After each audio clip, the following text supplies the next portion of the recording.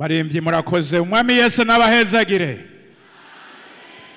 Tugeze mu mwanya rero mukuru wo kwegeranya byose. Duha kaze kozi w'Imana Renova ashike hano atubwire nawe icyo Imana asize ku mutima wiwe. Kaze.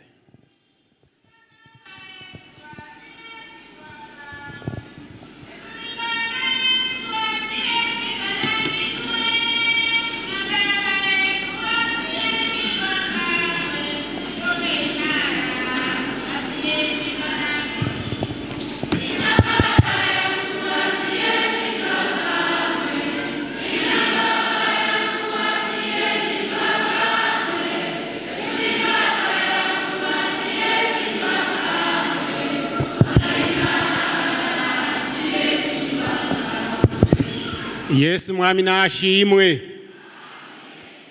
Ndabaramukije mu izina rya Yesu Kristo mwami wacu.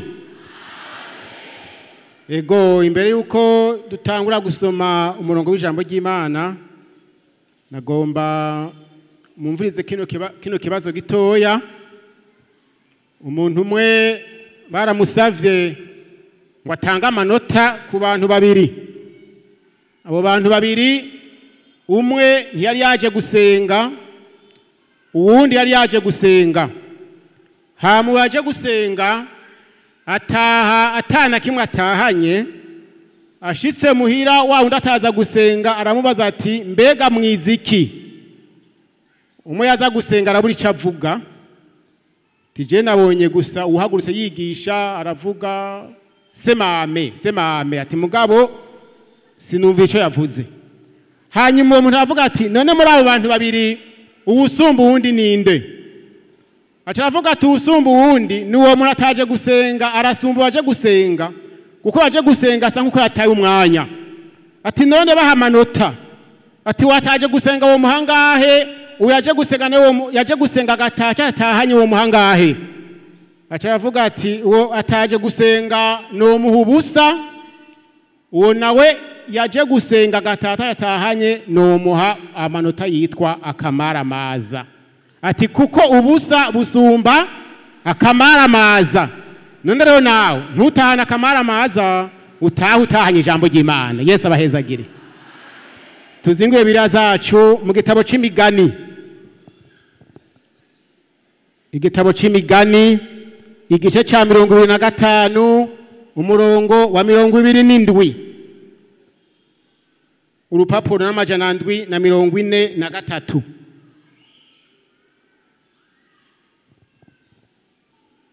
Amajana 743 imigani 25 umurongo wa 27.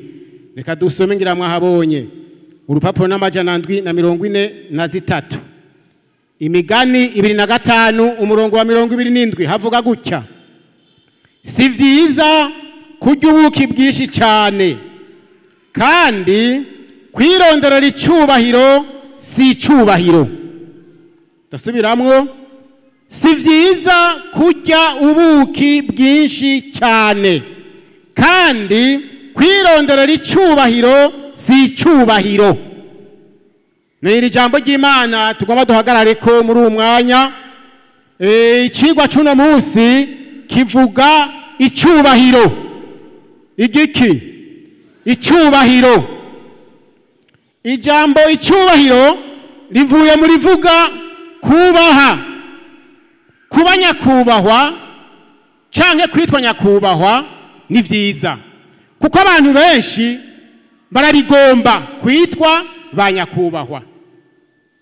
Ariko icubahiro wihaye wowe ubwawe ntigisa n'icyo abantu baguhaye. Canke kuronka icubahiro si bibi, ariko ntuciye canke ngo ucironderere, kuko tubonye ngaba ijambo ry'Imana rivuga ngo kwironderera icubahiro si icubahiro. Ico cubahiro wirondereye si icubahiro, sico Imana nticemera. Imana yemeye icubahiro iguhaye yonyene, mugabo watari ico wihaye. Yesu adufashe cyane. Gira uwo mwicaranye uti kubanya kuwa hasi bibi ariko ntuvyironderere. Kubanya kubahwa si bibi ariko ntuvyironderere kuko kwironderera icyubahiro si icyubahiro si cyo ni pirate si cyo. Amen.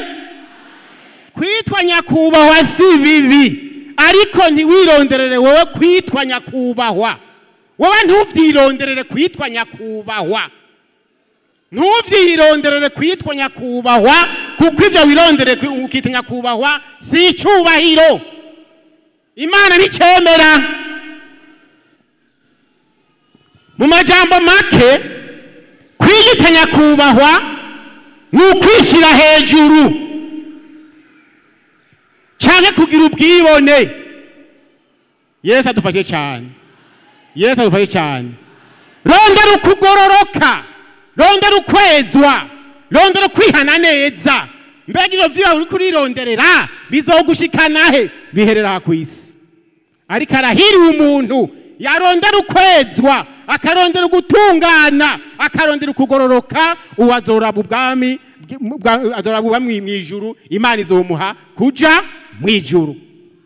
Amen. None mbega umuntu yironderera icyubahiro aba ameze gute? Umuntu yironderera icyubahiro aba ameze gute? Mwemu yari yanshoboje kuronka ibintu bishika 12 vyerekana umuntu yironderera icyubahiro ukuntu aba ameze.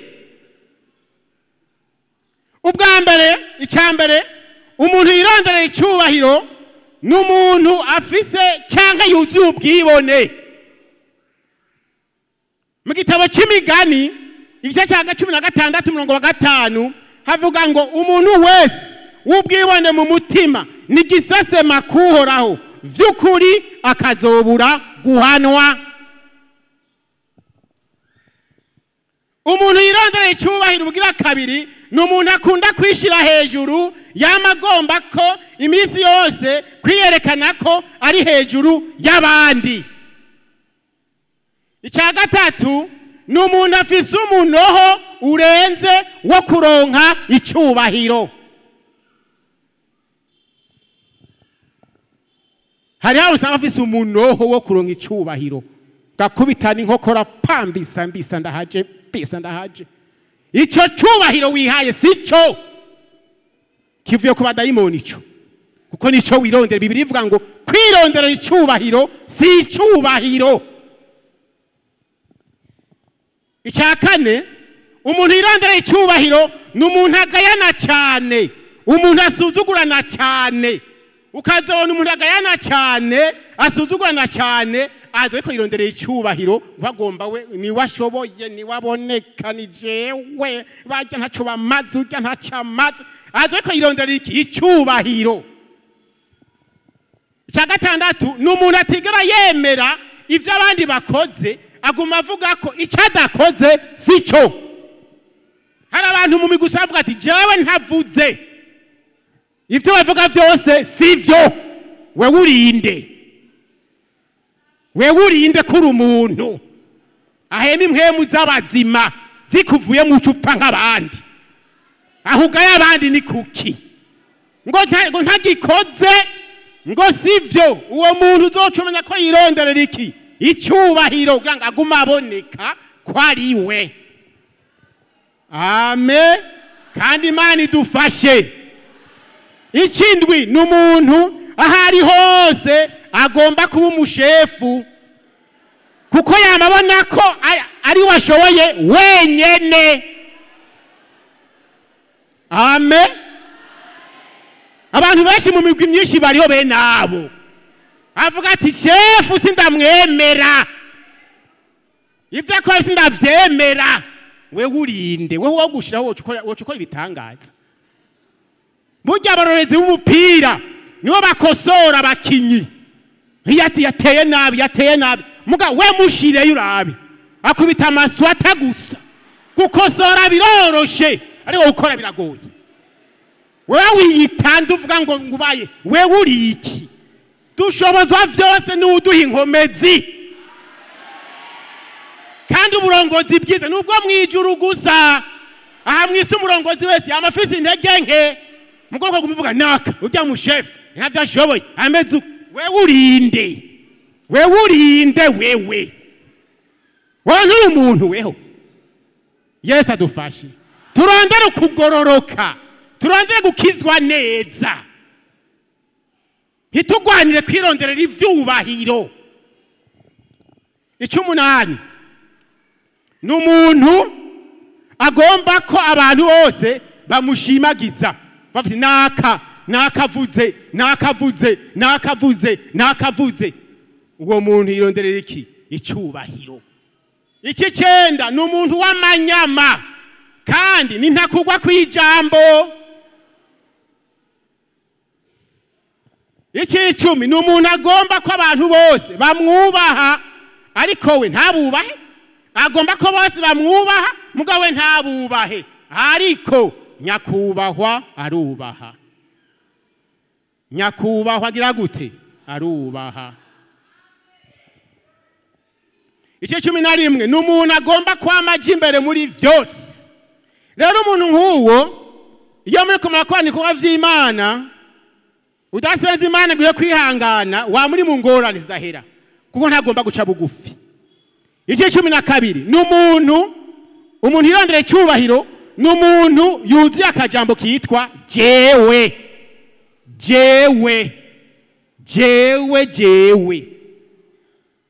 wewe urinde.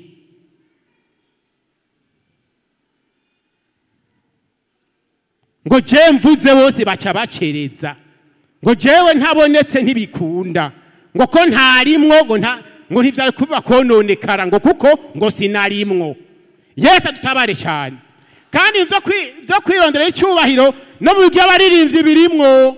Hariho umurimba aza kuririmba ataje kuririmba ngo abantu ngo hezagire ishengo canke aririmba irima aje kwiyerekana ngo bamubone. Ugasanga akunda hari umurimbi usanga munigana ngo atonde imbere naho batazi ururirimbo we gusa icagomba ahagarara imbere kuri mikrofone arumenya atarumenya apapa gatayipapagura ishengero rimubone. Uwo muntu aje kwirondera icyubahiro nta gakiza kari muri we. Irondera iki icyubahiro bati mugenzi tonda ku murongo wa 2 cyangwa ku wa 3 ago umukomye utitonze ukamukoma aragukomeretsa utitonze kuko muri we nta gakiza karimo. Agomba abantu bamubone agimi watayijya papagura gusa ahagarara imbere bamubone. Ntimeze n'agamanigana nawe bwite hewe ko wirondereye cyubahiro hagarara ntuwava nkomeretsa data wanjye hagarara gume ngaho ucumureka. Amen. Kuko utamuretsa gukomeretsa kandi no mu mugwi wavuze ibitari abo bantu barimwo. Yego no mu mugwi wavuze ibitari abantu barimwo. Umuntu umwe yavuze igitari hanyuma we yavuga ati mvugije igitari nta wundi asubiramwo nije nzi kuvuza gusumba abandi bose. Iminsi yose rero aheje kuvuza igitari yaca asohoka hanze akabaza abantu asanze hanze mwumvise navugije gute batarishura agacabwa ati mwitonde mu kwishura mwitonde mu kwishura.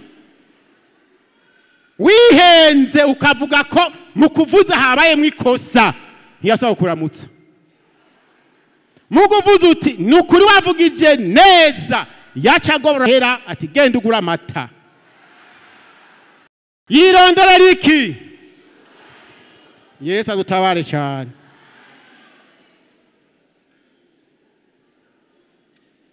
Ubundi muntu umwe nawe yirondera icyubahiro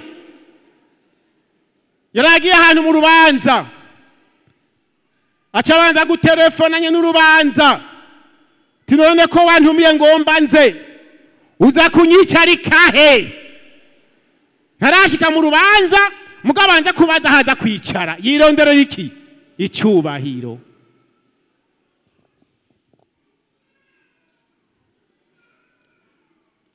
Yesu adutabare cyane. Icyubahiro ni cyande n'ikimana. Kwirondera icyubahiro si icyubahiro sico ikimana icemera. Hari n'abagabo benshi birondera icyubahiro ku bagore babo abagabo bakaba bigenza nabi bakavanga abagore babo mugabo bashika muhira bahagomba ko abagore babo babuba bakubaha kubera iki we ntiwiyubashe n'urugomba gaca kubaha banze mukunda nabazokubaha cyo kimwe n'abagore batubaha abagabo babo bakora ibyaha mu mpisho bakora ibyaha mu mpisho batiyubahiriza.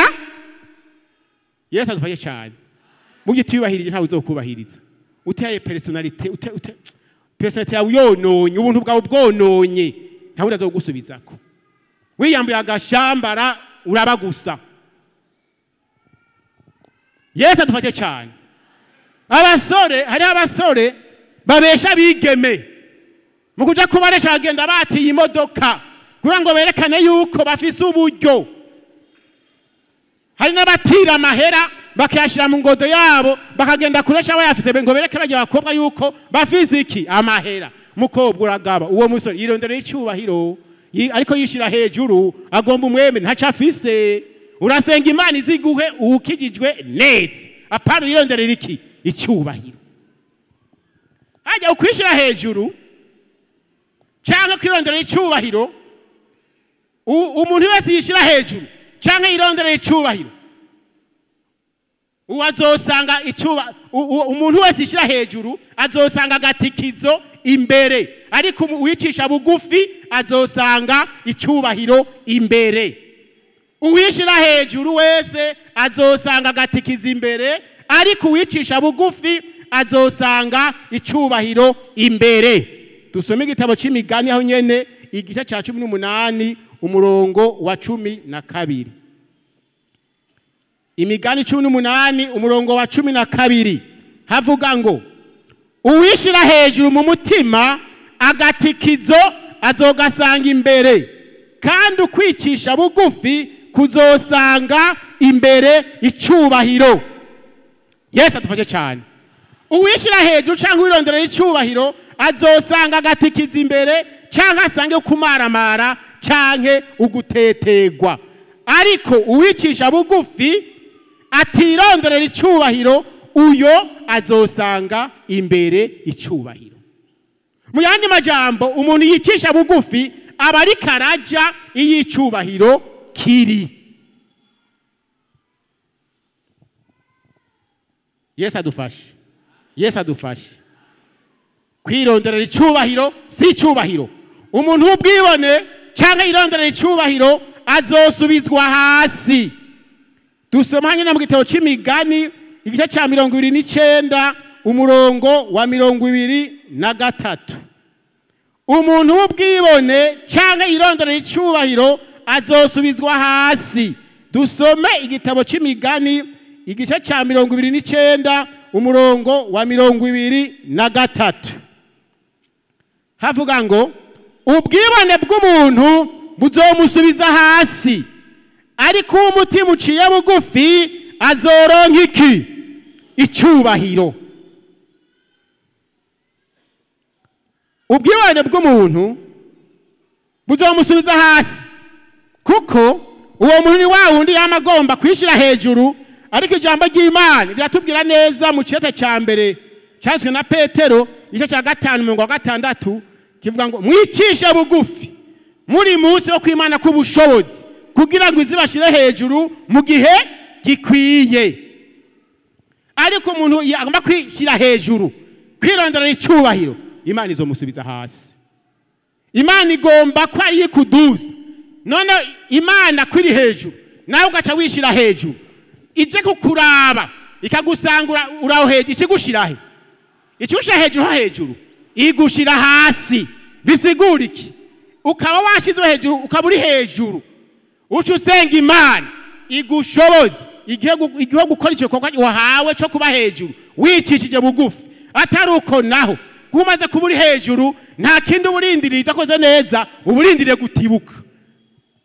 Mu kujya ari hasi abari arashobora kubaho hasi canke akaduga. Bisigura iki rero? Wowe wahawe icyo cubahiro kaba hejuru kora neza cya bugufi ubaha Imana atari uko naho wocu urategura imatera yo gutibukirako kugira niyo watibuka ntuvunagurike. Yesu adufashe, Yesu adufashe. Umuntu umwe yirondera icubahiro, yari umukozi w'Imana. Umwungere ahantu umwe w'ishengero kanaka yari kasengera abapastori. Hanyuma arahamagara, eje guhamagara azabona umuvugabutumwa umwe atarukiyemwo arapfukamye. Ati we nibiki? Ngo ndasavye ijambo. Atego. Aba bantu Yesu nemera ko mubasengera ngo abapastori ati kubera iki? Aba bantu nije nabigishije igice, none wowe upastori gute? Jewe ndi hano. Yo, acamba protocol ati cyo mutori bacamuhamagara amusubiza hehe? Hasi. Erega Imana mu kuduza ntiraba imyaka. Oya. Imana mu gutanga ikintu mu kuduza umuntu ntiraba imyaka, yagushimira kuduza. Na Dawidi Imana yaramudugije yibereye ku ntama hariya bagakengera mugira ati kajyanye ne kazane kaba umwami. Aramwishima mona ngo bafite igihagararo sindabashimye ariko nshimye kariya. Imana mu kuduza ntiraba nk'abana b'abantu. Oya. Umuntu bacamusubiza hasi caricara. Hari wundi yari umukristo mu ishengero. Bazabona nkuko ijya ntibigaragara, bazabona afashe ibitabo. Avuye mu ishengero hagati. Araduze aricara. Abantu ngaba baratanga ati mbega yewe ni biki? Protocol iratangara. Baca baza kumufata bamukurayo. Atemuga wagwaye, oya singwaye. Bati nibiki reka mvuge. Tijewe naratanze umuhamagaro maze imyaka myinshi baranse kunsengera. None nagomvye ndabereke ko ndabikeneye cyane bace bansengera. Baturahumba subira hasi. Bamusubiza he? Hasi. Kuko ariko ironderera iki? Cyubahiro. Lindira Imana yarageni kizo gukoresha izogukoresha.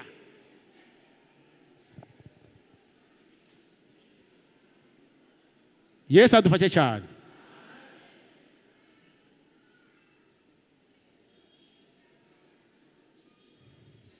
Igitabo cha Daniel.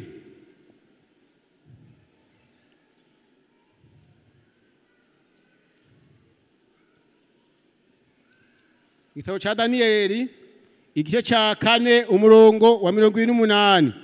Urupapuro na majana 936. Igitabo cha Daniel igice cha 28 niho duhera. Ego umuntu yishize hejuru canke yirondera icubahiro yakorotse akoroka nabi. Yakorotse akoroka nabi. Reka dusome ngaha turabe. Muri Daniel 4:28 niho duhera. Havuga ngo nuko ivyo vyose bishika ku mwami Nebukadineza. Hashize amezi 12 yariko aranobanga mu rugo rwiwe i Babuloni.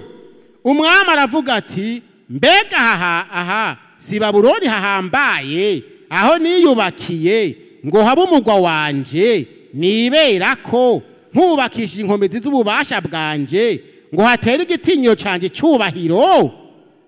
Iryo jambo umwami akirikura mu kanwa haza ijwi rivuye mu ijuru riti yewe mwami Nebukadineza niwe wubarigwa ubwami bukuwemwo urirukanywe mu bantu ubane n'ibikoko byo mu ishamba uzorisha nk'inka kandi bihendwi bizogukuranirwa ko ukimeze utyo gushitsa uzomenyera kwisumba byose ari yiganza ubwami bw'abantu ikabugabira wigomba wese. Maze ako kanya iryo jambo riba kuri Nebukadineza yirukanwa mu bantu asigara arisha nk'inka umubiri wiwe utondwa ko n'urume ruva mu kirere gushitsaho umushatsi wiwe wabereye ikigunda nka moya y'inkukuma n'inzara ziwe zihinduka nk'izibisiga. Imana idufashe cyane. Uyu ndi ari umwami. Imana yari yamuhezagiye. Ntiyari yamushize hejuru. Ikamuha ubwami. Muga amaze guhimba nabi. Amaze kugira gute? Acaragenda ahantu aricara ku kazuba ku kayaga gakota arakuma ati haleluya. Kuma gakota nyine akuguru kukundi. Kwicara uri kuraterama ufata nta ngorane mugabo ukija ugayana ngo aha hantu ngo nije nahiyubakiye aho yarahaze rero nije nahiyubakiye hama rero ngo nta wundi nahiyubakiye nyene mu bubasha bwanje n'ubushobozi bwanje. Imana nati Nebukadineza ubu nyene kubw'iryo jambo kutampaye icubahiro ukaciha ukacironderera ukacishirako, ubu nyene ugiye kurisha nk'inka mw'ishamba. Iyumvira umuntu w'umwami aja kurisha ivyatsi nk'inka. Uyumvira urugero yarari kari umwami agakoroka agaja kurisha nk'inka, inzara ziwe zikaba nk'izibisiga. Mugabo ngaho usomye harageze igene Nebukadineza avuga ati basha ndaciye bugufi, ndabonye ko Imana niyitanga ubutegetsi ikabuha igomvye kandi wishira hejuru imucisha bugufi. Niyo conclusion Nebukadineza yaciye akuramo. Rero hari gihe umuntu Imana imudodesha akiga amashure akayamara agacanga poste nziza, mbwa kutamenya guca bugufi agacagara. Yahura n'uwo biganye yikorera hariya mu minyaganyaga ikirato capinze ngo hewe ngo ni sawa ngo mbega wewe ngo twiganye hewe ngo burya wewe ngo ndakuraba ngo umenga twariganye kuri lise kanaka mugabo busishe sindakubona neza. Yes n'ubuntu wowe wagiriwe ngo kandi mwishure ngo nguratwe nagusumbye ubwenge nguratwe n'ibiharuro ndiko ndabikora wewe waguma ndabirako nico gituma je mfise post ikomeye we rero nta kundi nguratwe nagusumbye n'ubwenge yo cabugufi utarakoroka cabugufi utarakoroka gukuri hejuru urindire gukora kutaciye bugufi mugaca bugufi ngakora ivyo Imana igomba ukubaha Imana irakugumizaho aho bigomba guhindurira ikuvanaha ikujanaha ikuvanaha ikujanaha mugukagira ubwibone ugaca wirondera icubahiro wowe ubwawe ukishira hejuru ubwawe mu mutima ukagira ubwibone mu mutima urindire gukoroka nka Nebukadineza yarahimvye rega ngumuhaye ahaga gaca guhaga si bibi ikibi ni guhaga nabi ngo agahimbo kibagiza iki kugara uhaze shima Imana ntucu ukengera abandi ngo jena ngo fise mutahe munini ngo naka twatangiye kudandaza rimwe mu givyi wadandaza simuri gituma bitaduga cebe ngeze kuri bina biriya ate mugabo nkopesha naraye ubusa nkopesha we nani gukopa kopa kila siku ni kukopa kopa oya cabugufi kuko yaguhaye nishobora kumuha ugasanga bari uje kumusega. Imana izosaba guca bugufi si ukwishira hejuru si ukwirondera icubahiro. Yesu adufashe cyane. Umuntu yirondera icubahiro ko turatandusozera umuntu yirondera icubahiro avuga ivyo yigeneye arabesha kandi nta kuri muri we. Umuntu avuga ivyo umuntu yirondera icubahiro avuga ivyo yigeneye arabesha nta kuri muri we. Dusome ubutumwa bwiza bwa Yesu kuri bwanditse na Yohana igice candwi umurongo wa 14. Yohana igice cindwi umurongo wa 14. Yohana ndwi 14 havuga ngo urupapuro n'ijana na 12 havuga ngo ngiramwahabonye urupapuro n'ijana na 12 Yohana ndwi umurongo wa 14. Ya misi mikuru igeze hagati Yesu aduga mu rusengero arigisha. Abayuda baratangara bati mbega uyu yakuye ubwenge hehe atigishijwe? Maze Yesu arabishura ati izi nyigisho zanje si zanje n'izuwantumye. Nihaba hari ugomba gukora ivyo uwakunda azomenya izi nyigisho ko zavuye ku Mana canke ko mbivuga mvyigeneye. Murongo wa 18 uvuga ivyo yigeneye aba yironderera icubahiro ariko urondera icubahiro cuwamutumye niwe w'ukuri kandi nta kugabitanya kuba kuri muri we. Umuntu yironderera icubahiro avuga ivyo yigeneye.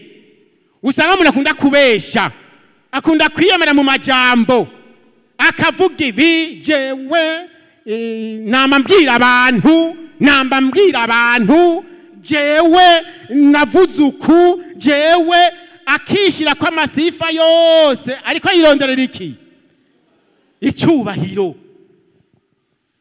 ugasanga umuntu akarasitana kubitana inkokora aza ashora abagenzi we abarementaniriza kugira ngo ashike hehe ahagomba yironderera iki icyubahiro icyo si icyubahiro kubitana inkokora ujya yohava nonti ujya ntaca mazu ukakubita ngura ngo nagomba kubwiye niba imana utageneye kwa hantu uhashika naho uzoshika nimba imana itageneye kwa hantu hashika naho uzoshika uzokubitana inkokora ziteba zivunike utebe upfe utahashitse kuko imana ntavyakugeneye uw'imana iza guha imuhera mwitiro yarabikugeneye iragunoba ahantu atana kimuzi ikagushira hejuru reka gukubitana inkokora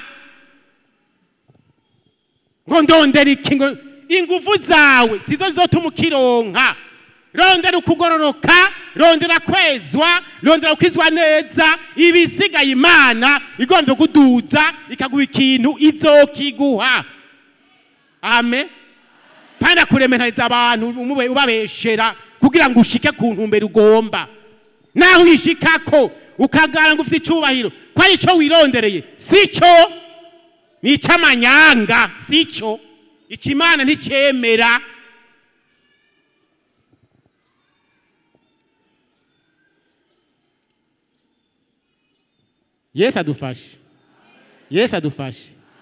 Yesu adufashe imana niduza umuntu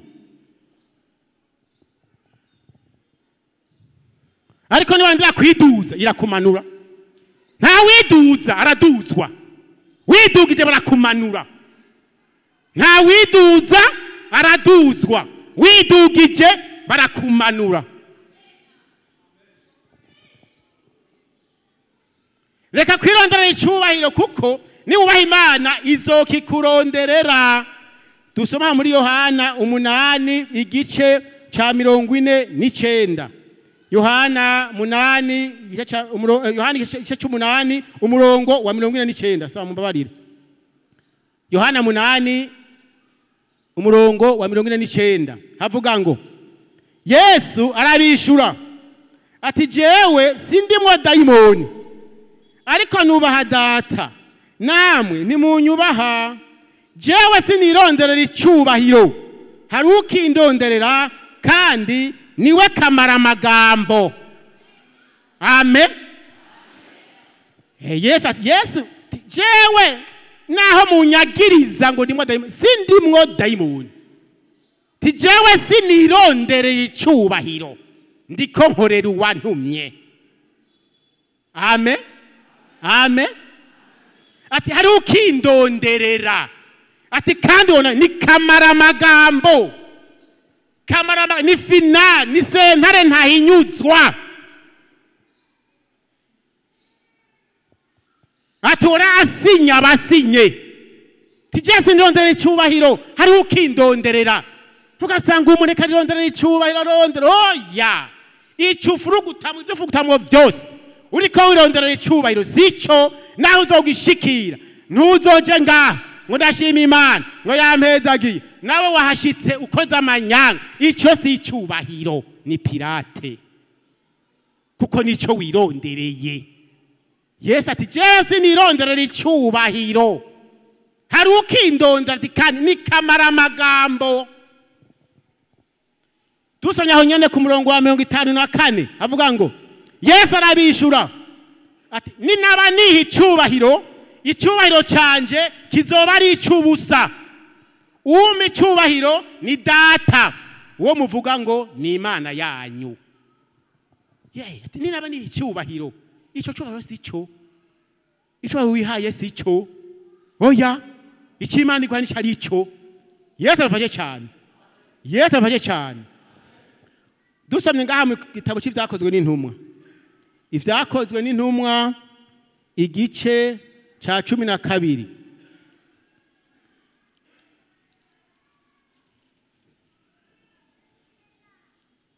cyo cya 12 byakozwe n'intumwa cyo cya 12 umurongo wa 21 ibyakozwe n'intumwa cyo cya 12 umurongo wa 21 tuvuga ijambo rivuga umuntu yirondera icubahiro nabivuze kare abaraba ari umuntu akunda ko bamushimagiza reka turabare uko umuntu akunda ko bamushimagiza uko bigenda ibyakozwe n'intumwa cya 12 umurongo wa 21 havuga ngo nuko ku munsi washinzwe Herode yambara impuzu z'ubwami avyagira ku ntebe y'icubahiro abacurira amajambo abantu barasemerera bati nijwi ry'Imana si ry'umuntu uwo mwanya umumarayika w'umwami Imana aramukubita kuko adahaye Imana rurema icubahiro aturikinyo aracikana Yesu atufashe cyane uyu Herode bamaze kuvuga ati nijwi ry'Imana si ry'umuntu yaciye yumva ibira ati ego muravugishije Imana iti icubahiro canje kiji wawe Imana yamugize gute yaciye imufyonyorera hasi aturikinyo aracikana kuko adahaye Imana icubahiro umuntu irondera icubahiro arakunda abantu bamushimagiza nico uyu Herode yazize kuko bamaze kumushimagiza ngo nijwi ry'Imana si ry'umuntu yaciye yumva ifyeri nta no kubabuza ati mwe reka ntimunkwegere eka njo cyatumye Imana ikimufyonyorera aho nyene kuko nimba ari kintu Imana yanka nuko uyaka icubahiro akaba ari wewe ucishirako ivyo Imana iravyanka upfa kurikura mu kanwa gusa muca mutigira Nebukadineza yikuye mu kanwa bica biratigira tikoroka je kurisha nk'inka Herode nawe ati ego kweri ijwi ryaje nk'iry'Imana atiranda gukubita ucumene kinyo useseke babone ko je ndi Imana kukunya se cyubahiro Yesu adufashe nitwironderera icubahiro oya turondere kugororoka turondere ukizwa neza twihane neza ibisigaye Imana niyiduza umuntu niyicisha bugufu umuntu niyishira hejuru umuntu amen si umuntu yishira hejuru ukishira hejuru nukuri umenye ko ataco wanze ubaha Imana nayo izokubahisha va mu vyaha gororoka va mu busuma va mu busambanyi va mu bushakanyi va mu burozi va mu gukinda va mu gukora ibiteye isoni Imana izoguha icubahiro niba va mu vyaha Imana izoguha icubahiro niba va mu vyaha rondera ukugororoka ivyicubahiro Imana izobiguha hageze ariko rondera ukwezwa urondera ukugororoka urondera kwihana neza kuko abantu ubico bironderera ivyo kugororoka ivyo kwezwa baramaze kubititura umenga ni ibintu nyene bisanzwe eka bashe nironkera iki icubahiro nironke icubahiro ariko igikuru muri vyose nukwezwa nukugororoka nukwihana neza nuguca bugufi hama Imana yo mwijuru niyabona uciye bugufi uyubaha atacaha nukuri izogushira hehe hejuru abufite amajambo mwese Imana umwami Yesu abahezagire twuname duce bugufi hama wumva ico mwema kubwira ucuza uce bugufi bagufashe gusenga Imana